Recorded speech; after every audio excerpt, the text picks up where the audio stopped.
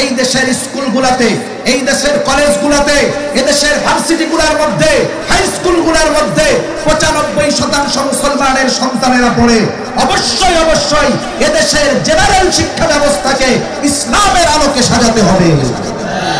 99% মুসলমানের সন্তানদেরকে ইসলাম শূন্য করার অপচেষ্টা এই জেনারেল শিক্ষা ব্যবস্থার মাধ্যমে করা হচ্ছে, ঠিক কিনা বলেন? ফ্রি মিক্সিং, সহ অবস্থান, নির্দ্বিধায় ছেলে মেয়ের চলাফেরা, এটাকে আরো গভীরে পৌঁছে দেওয়ার জন্য, যেন একটা বেগানা, একটা নারী, একটা মেয়ে, অবিবাহিত মেয়ে তার আর এক ক্লাসমেটের বাসায় রাত্রি যাপন করলেও তার অভিভাবক যেন তাকে কিছু না বলতে পারে, এই ধরনের অসভ্য, অরুচিকর, অশ্লীল সমাজ ব্যবস্থা প্রতিষ্ঠার জন্য এই শিক্ষা ব্যবস্থাকে মুসলমানদের উপরে চাপিয়ে দেওয়া হয়েছে।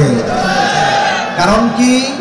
এই শিক্ষা ব্যবস্থার আলোকে যদি 95% মুসলমানের সন্তানেরা বড় হয়, বোতলের মতো লেখা থাকবে পানি, ভেতরে থাকবে প্রস্রাব, উপরে লেভেলে থাকবে মুসলমান, নামে থাকবে মুসলমান, কিন্তু তাদের মধ্যে মুসলমানিত্ব থাকবে না। এজন্য সিদ্ধান্ত আপনাদের, আপনারা কি আগামী প্রজন্মকে ইসলাম নিয়ে বাঁচাতে চান নাকি ইসলাম ছাড়া তাদের ছেড়ে দিতে চান? এটা আপনাদের হাতে। এখন এই জন্য আমাদের করণীয় কি? আমাদের 1 নম্বর বিষয় হলো, যেহেতু এই দেশের স্কুলগুলোতে, এই দেশের কলেজগুলোতে, এই দেশের ভার্সিটিগুলোর মধ্যে, হাই স্কুলগুলোর মধ্যে 95% মুসলমানের সন্তানেরা পড়ে, অবশ্যই অবশ্যই এদেশের জেনারেল শিক্ষা ব্যবস্থাকে ইসলামের আলোকে সাজাতে হবে। একটা সময় এই উপমহাদেশে স্কুল বলতে ছিল মাদ্রাসা, মাদ্রাসা বলতে স্কুল। সেই ইতিহাস যদি বলতে যাই অনেক লম্বা সময় চলে যাবে। এদেশে ব্রিটিশরা আসার পরে শুধুমাত্র এই বাংলায় 90,000-এর উপরে মাদ্রাসা ধ্বংস করে তারা দিয়েছে। এরপরে এমন এক গজবের শিক্ষা ব্যবস্থা আমাদের উপরে চাপিয়ে দিয়ে গেছে, যেটা ইমানদারদেরকে ইমানহীন করতেছে। যখন খেয়াল করলেন বিজ্ঞ উলামায়ে কেরাম, এভাবে যদি শিক্ষা ব্যবস্থা চলতে থাকে তাহলে একটা সময় আগামী প্রজন্ম দ্বীনহীন হবে, ইসলাম শূন্য হবে। এই চিন্তা করেই আমাদের আকাবিররা এই দারুল উলুম দেওবন্দ মাদ্রাসার গোড়পত্তন করেছেন। এখন পর্যন্ত আমরা দেখতে পাচ্ছি 150 বছরের কাছাকাছি হয়ে গেছে, গোটা দুনিয়ায় সহিহ ইসলামের আলো এই কওমি ধারার, দেওবন্দি ধারার মাদ্রাসা থেকেই ছড়িয়ে ছিটিয়ে যাচ্ছে। এজন্য আমাদের করণীয় কি?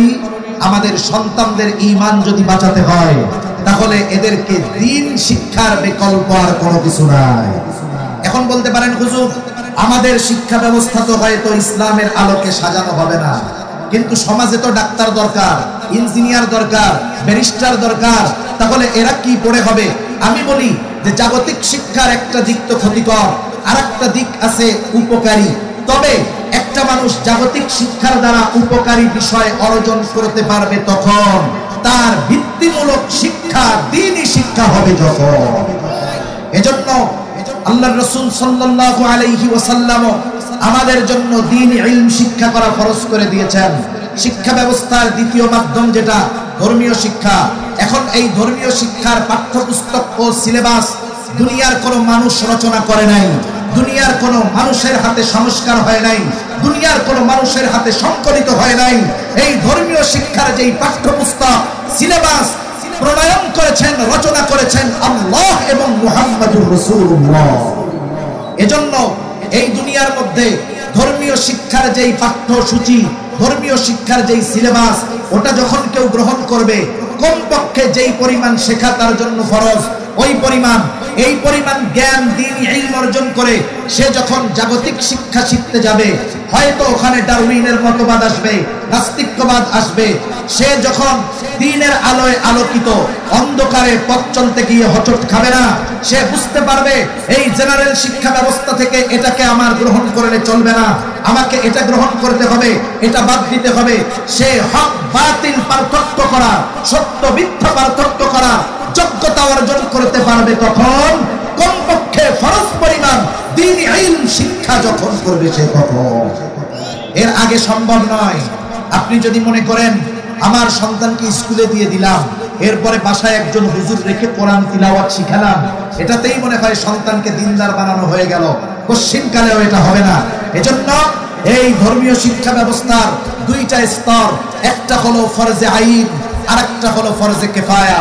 একটা হলো ব্যক্তিগতভাবে ফরজ, আর একটা হলো সমষ্টিগতভাবে ফরজ। ব্যক্তিগতভাবে ফরজ যেটা, এটা প্রত্যেকের জন্য নিজের অর্জন করা ফরজ। এই কথাই নবীজি সাল্লাল্লাহু আলাইহি ওয়াসাল্লাম বলেন, তালাবুল ইলমি ফরিদাতুন আলা কুল্লি মুসলিম। দ্বীন ইলম শিক্ষা করা প্রত্যেক মুসলমান নরনারীর উপরে ফরজ। কতটুকু ফরজ? কেউ বলেন নিজে পরিপূর্ণ দ্বীনের উপরে চলার জন্য যতটুকু ইলমে দ্বীন দরকার শিক্ষা করা ফরজ। কেউ বলেন না আরেকটু বেশি। কতটুকু বেশি? বলে আল্লাহ তাআলা কোরআনুল কারীমের মধ্যে বলেছেন, হে ঈমানদারেরা, ইয়া আইয়ুহাল্লাযীনা আমানু কু আনফুসাকুম ওয়া আহলিকুম নারা। নিজে জাহান্নামের আগুন থেকে বাঁচাও, অধীনস্থদেরকে জাহান্নামের আগুন থেকে বাঁচাও। প্রশ্ন হলো জাহান্নামের আগুন থেকে নিজে বাঁচবো কেমনে, অধীনস্থদেরকে বাঁচাবো কেমনে?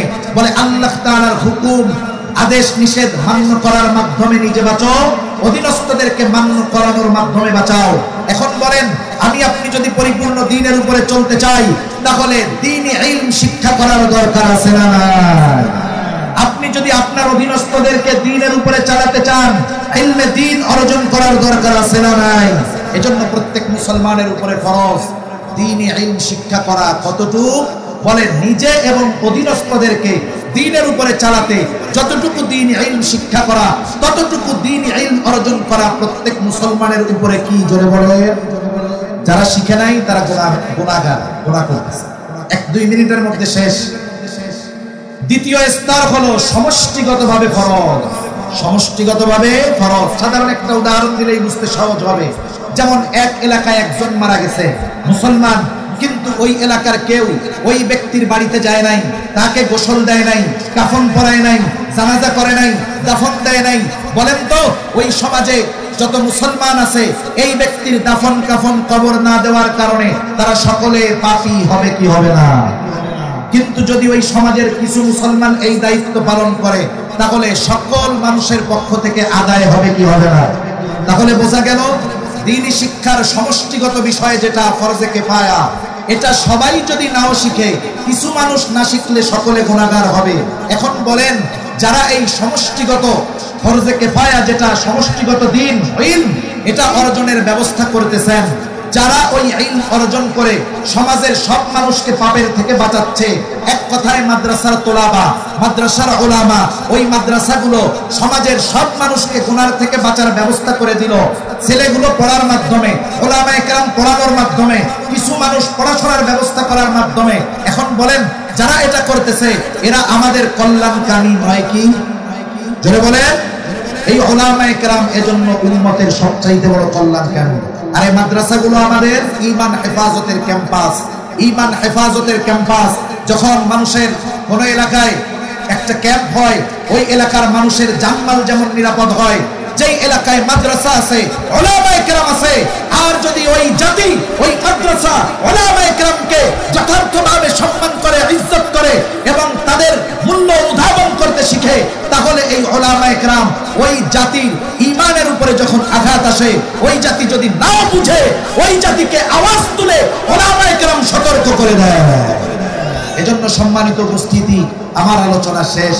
এখন আপনাদের কাছে একটা কথাই রেখে যাব, আপনারা যদি চান আমাদের আগামী প্রজন্ম নাস্তিক না হোক, আগামী প্রজন্ম সমকামী না হোক, আগামী প্রজন্ম সেকুলার না হোক, আগামী প্রজন্ম মুসলমানের বেশে মুনাফিক না হোক, তাহলে আমাদের সন্তানদের জাগতিক উপকারী শিক্ষা অর্জন করানোর আগে এই যেই শিক্ষা ফরজে আইন শরীয়তে, সেই শিক্ষা কমপক্ষে শেখানোর দরকার আছে না?